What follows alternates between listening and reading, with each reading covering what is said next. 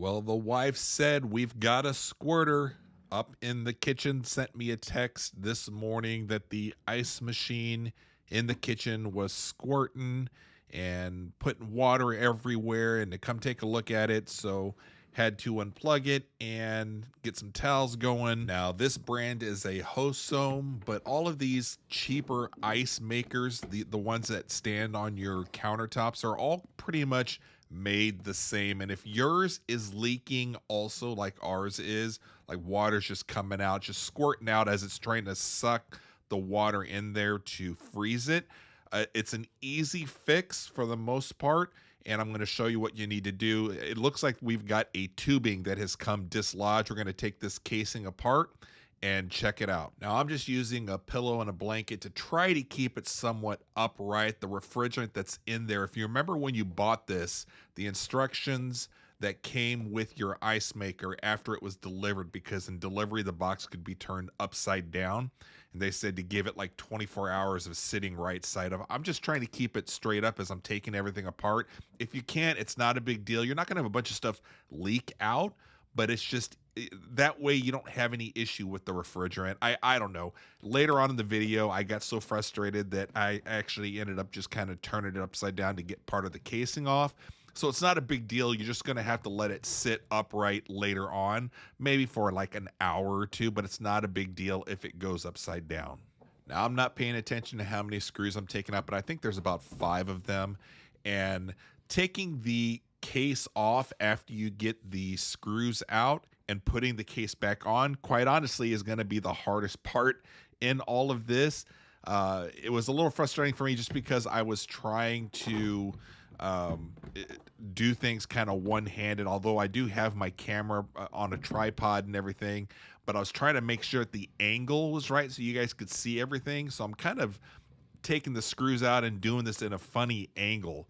But if you're not videoing for YouTube or making a DIY video, this is going to go a lot quicker. I bet you'll get this thing fixed within 10-15 minutes. Now I'm going to speed the video up so that we get right to the point of after you take off the casing. Again, once you take the screws out, you just kind of pull it down off of the top there. You'll kind of see it here in the video. It's not very hard to do.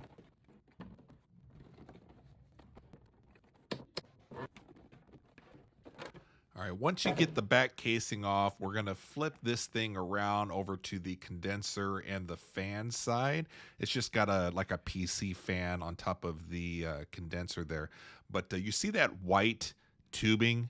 And if on the very back there on the left-hand side, you can see the white tubing has come out.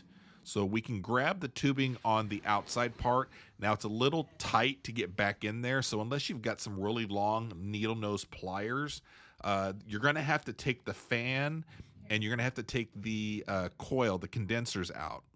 So this is what it was doing with the tubing kind of disconnected as the pump is sucking that water and it's got nowhere to go properly. So that's why it's going just out at the bottom of your ice maker. Now, while you have the tubing out, now's going to be a really good time to go ahead and try to clean that out. You can tell there's a little bit of kind of mold or mildew in there. So if you have one of those like tubing brushes, go ahead and use that and just rinse it out really good. If not, I just use some vinegar and I just kind of get it in there and swish it back and forth and then give it a good rinse out. So this is a good time now that you have this out to go ahead and give it a good clean. So for us to properly connect the tubing back, we're going to have to take the fan off. So this is actually pretty easy also, especially since there's only 2 screws and not 4. I guess they're saving a couple pennies here and there on the fan. So just take your Phillips head screwdriver and just unscrew whether you have 2 or 4 screws, just take the fan off. It's real simple. Just don't pull the wires too tight and just move this out of the way.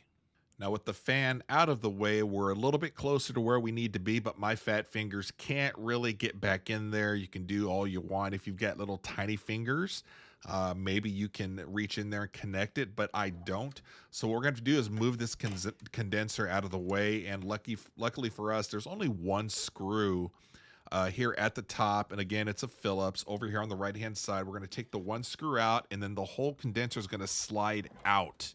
and then we're just going to move that out of the way real carefully. So you're going to get enough movement once you get that top screw out to slide it out a little bit.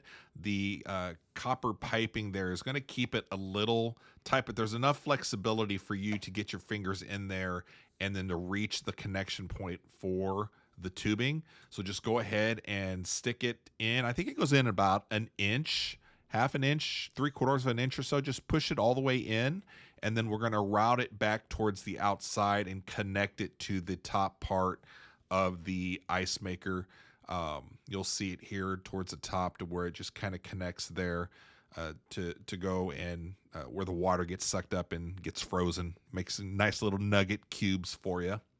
So now that we have the tubing nice and connected and everything's looking good, we're going to basically go in reverse order, put the condenser back in and then the screw.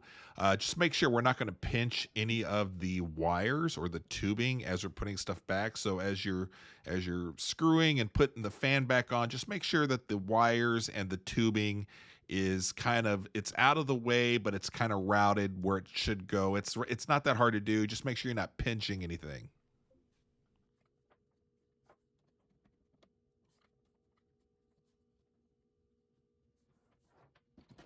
Like I said early on in the video, the hardest part was taking off the back case. And then for me, the even harder part was putting the back case back on.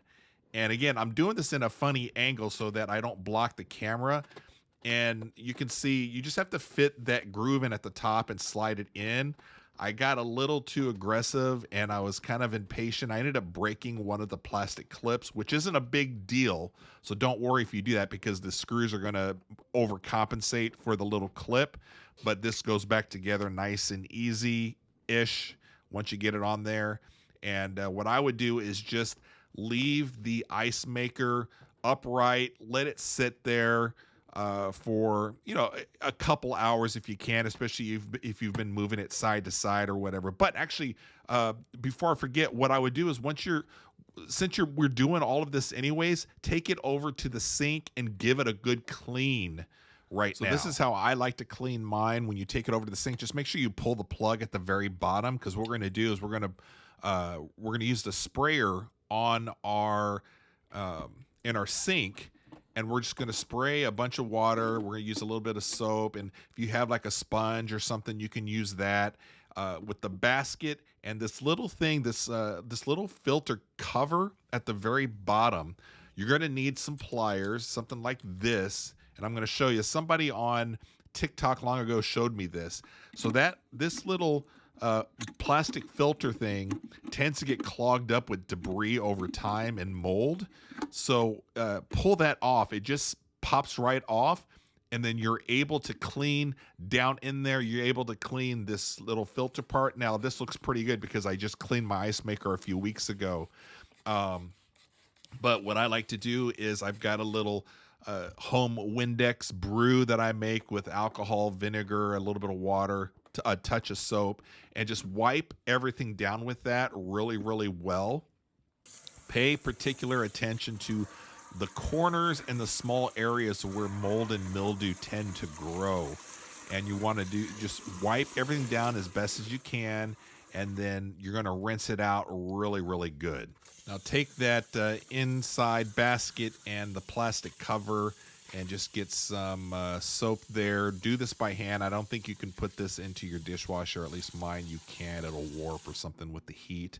But just hand wash it really good. Again, pay close attention to the edges and stuff, because down around the corners and the edges is where you're going to get the mold and the mildew. Now this is where you're going to let the ice maker set for, if you can, let it just sit there for an hour. Let all the water drain out, because you got water inside of where the electronics and stuff are. Let it dry out as long as you can. If you're not in a rush, do it for a few hours. But if not, I think you should be okay. And then you plug it in, and here you go. Everything's working. There's no leaks, and everything's back to having little nugget ice. It's awesome.